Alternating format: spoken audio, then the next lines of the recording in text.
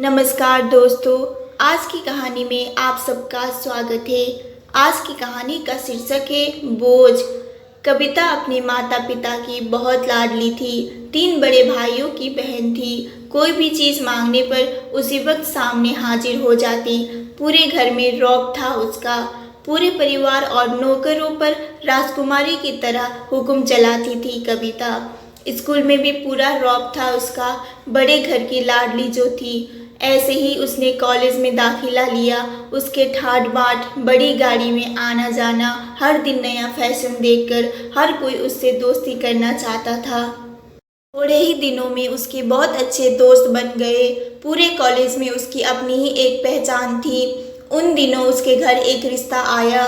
खानदानी लोग थे और पापा की पुरानी जान पहचान थी उनके साथ। कविता के साथ कोई ज़बरदस्ती नहीं थी, पर कविता ने फिर भी हाँ कर दी, क्योंकि वह अपने परिवार से बहुत प्यार करती थी। वह जानती थी कि वह लोग उसका अच्छा ही सोचेंगे। लड़के का नाम राज था।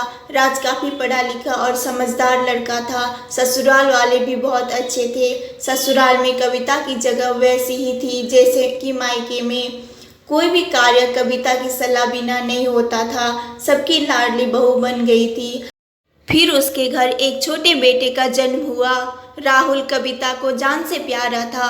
पोता पाकर ससुराल वाले तो फूले नहीं समाते थे। कविता कभी कभी सोचती थी कि उसकी किस्मत कितनी अच्छी है। उसका हर अपना उसके कितना प्यार करता है। चाहे जीवन में कैसा भी समय आए, वो मेरे हमेशा साथ रहेंगे।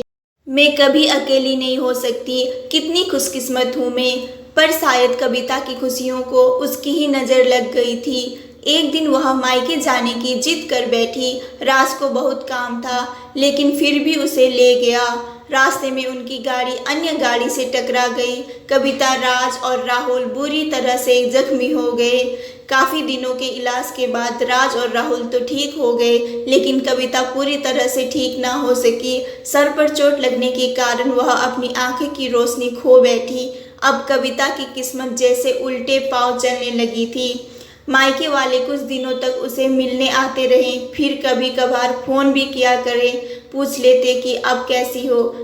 धीरे धीरे ये सिलसिला भी कम हो गया। ससुराल वालों की भी सहानुभूति कम होने लगी। घर में किसी को पास बैठने के लिए कहती तो जवाब मिलता, बहुत काम है, अब तुम भी हाथ नहीं बटा सकती। राज भी चिड़चिड़ा हो गया था। बस राहुल ही था उसके साथ, जिसके साथ हंसते खेलते उसका वक्त गुजरता। एक दिन कविता के हाथ से कुछ सामान गिर गया, जिसकी वजह से राहुल को हल्की सी चोट लग गई। कविता के सास ससुर ने राहुल को उससे अलग कर दिया कि कहीं उसके ना देखने की वजह से बच्चे का कोई नुकसान ना हो जाए। कविता अंदर से टूट चुकी थी। एक दिन उसने सबके सामने मायके जाने की इच्छा रखी, तो राज ने उसे तुरंत मायके छोड़ आया, जैसे कि वह भी यही चाहता था। लेकिन राहुल को उसके साथ नहीं भेजा गया। कविता कभी राहुल से दूर नहीं रही थी, पर अपनी कमी के कारण उनसे ज़्यादा बहस नहीं की। कविता को लगा कि वह 3-4 दिन वहाँ रहेगी तो थोड़ा हवा पानी बदल जाएगा, क्योंकि वह कितने दिनों से कहीं भी बाहर नहीं गई थी। घर वाले भी इतने दिनों बाद उनसे देखकर कितने खुश होंगे। कविता के घर पहुंचने पर सब लोग बहुत खुश हुए। खाने में सब कुछ कविता की पसंद का बना था। उसने अपने मम्मी पापा, भाई भाभीियों से दिल खोल कर बातें की। उनके छोटे छोटे बच्चे भी बुआ के साथ घुल मिल गए थे। रात को सोने के वक्त जब वह कपड़े बदलने लगी तो उसे पता चला कि उसका बैग तो बहुत भरा हुआ था।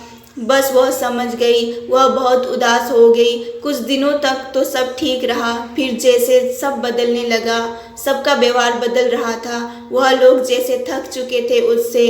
सब लोग घुमा फिरा कर पूछने लगे कि राज कब आ रहा है, उसे ले जाने।